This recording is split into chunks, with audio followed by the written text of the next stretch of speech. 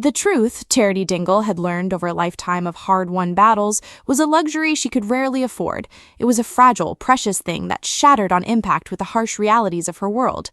For her, the truth was a weapon to be wielded, a secret to be guarded, or a burden to be shouldered alone. It was never simply true. And as she stood in the back room of the Woolpack, the familiar scent of stale ale and polished wood doing little to comfort her, the truth was the very last thing she could give to Mackenzie Boyd. He stood before her, his blue eyes clouded with a confusion that was rapidly curdling into suspicion. His muscular frame was tense, coiled like a spring, and his voice, usually laced with a cheeky charm, was low and serious. "Charity," he said, his tone leaving no room for evasion, "I know you're lying. Something's off. It's written all over your face, and it's screaming from Sarah. What really happened with Dr. Todd?" Charity's mind raced, a frantic scramble through a labyrinth of lies. The actual memory was a searing brand on her soul. Dr. Todd, the respected surgeon, the woman who had been treating her granddaughter, morphing into a monster who assaulted her. And then Sarah, her fierce, brave, terrified granddaughter, shoving the doctor in a desperate act of self-defense. The fall, the sickening crack of a skull against the corner of a table, the stillness, the blood. The cover-up was swift and brutal, a story concocted in a haze of panic with her niece, Serena. She, Charity, had taken the blame, told the police she'd killed Dr. Todd. It was a lie to protect Sarah, a life sentence of guilt willingly accepted to spare her granddaughter from the devastating consequences of a moment of terror. But Mac, her husband, the man who knew her better than almost anyone, was too perceptive to swallow the official story. He had seen the cracks, the terror in Sarah's eyes that didn't match a simple story of self-defense. He had seen the desperation in Charity's own days. Now, cornered, she had to give him something. She had to feed him a lie that would stop his relentless questioning, a lie that would keep the real, devastating truth buried deep down. "You're right," she whispered, her voice barely audible, the words tasting like ash. I killed her, deliberately." The lie hung in the air between them, thick and suffocating. Mac stepped back, his face a canvas of shock and dawning horror. "What?" She was going to expose our scam, Mac, the one with the car parts," Charity spun the tale, weaving a new thread of deceit, the words coming more easily now. "She found out. She was threatening to go to the police. I couldn't let that happen. We've got too much to lose. So I confronted her and I lost it." She could see the gears turning in his head, could see him trying to reconcile this version of events with the woman he loved. It was a brutal, ugly picture she was painting of herself, but it was better. It was so much better than the truth. This made her a murderer, a cold-blooded killer. The truth made Sarah one. There was no choice. There never was. The episode then cut to the hospital, where a shattered Manpreet Sharma was struggling to process her world crumbling around her. She had been a friend to Dr. Todd, a colleague, a confidant. They had shared secrets, supported each other, and navigated the often treacherous waters of village life together. The news of Todd's death had been a devastating blow. But now, Charity's revelation had twisted that grief into something far more complex, a horrifying betrayal. She was forced to confront the truth about her friend, that the woman she had trusted was hiding a monstrous side. The man who had been her rock, her soulmate, was he a murderer? The accusation was unthinkable. Manpreet had just confronted Charity, demanding to know the truth about how Todd died.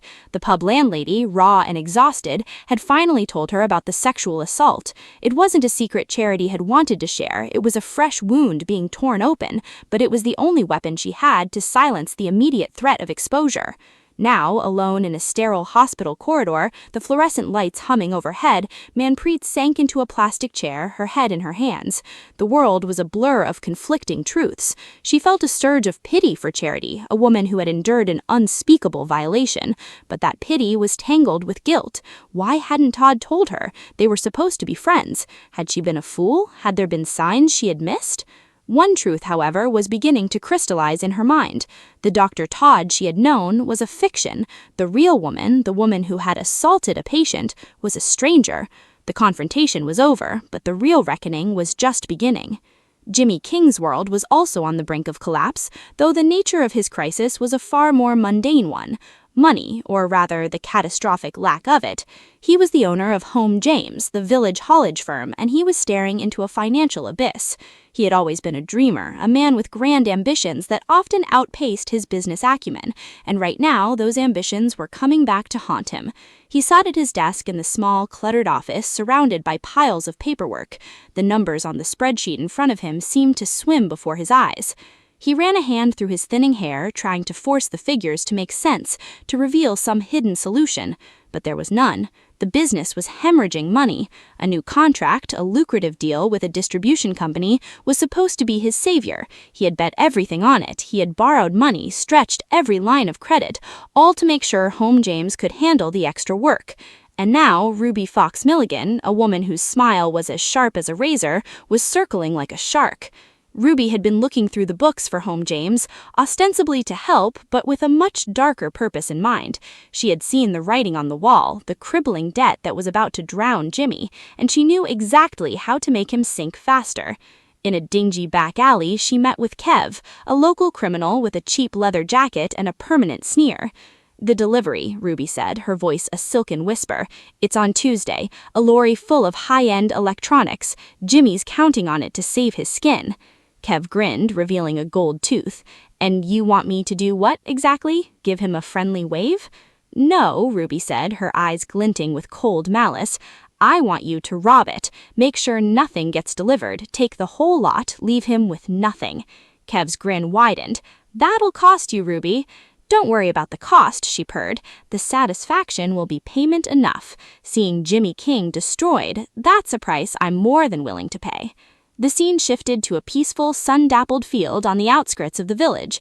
Kev and his son Louis were spending some time together. It was an attempt at bonding, a chance for Kev to play at being a normal dad. "Right, son," Kev said, holding an ancient, rusty bicycle. "Time you learned to ride." Louis, a sensitive and slightly awkward young man, looked at the bike with a mixture of trepidation and amusement. "Dad, I'm not sure this is a good idea," he cried. "Nonsense," Kev boomed. "It's easy. You just get on, you pedal, and you don't fall off." He waved a dismissive hand. "Watch." The lesson was an unmitigated disaster. Kev, who had no idea how to actually teach someone to ride a bike, gave a series of confusing and contradictory instructions.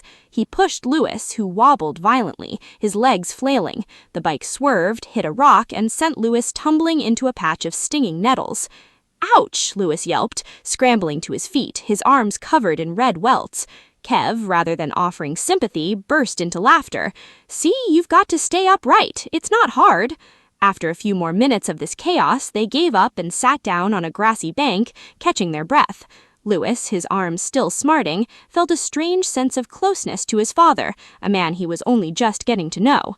He looked over at Kev, who was picking at a blade of grass, and felt a surge of boldness. "Dad," he began, his voice hesitant, I've been thinking about something. About Vinny." Vinny was Louis's boyfriend, a kind and gentle soul who had brought a sense of stability and love into his life that he'd never known. The relationship was still new, but it felt profound. It felt real. "What about him?" Kev asked, not looking up. I think I want to marry him one day," Louis confessed, a rosy blush creeping up his cheeks.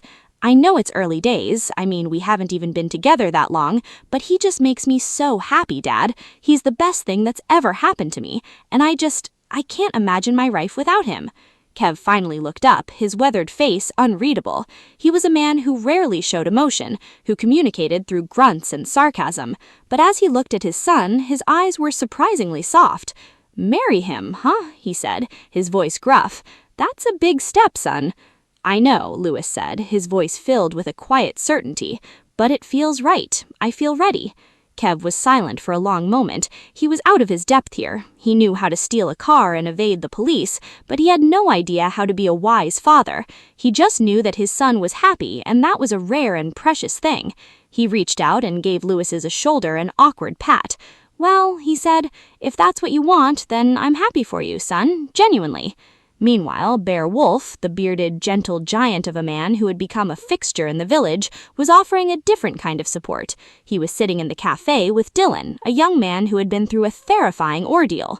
The recent police presence in the village, following the Dr. Todd investigation, had stirred up some very bad memories for Dylan. He had been the victim of a brutal crime himself, and the sight of uniforms and flashing lights had sent him spiraling.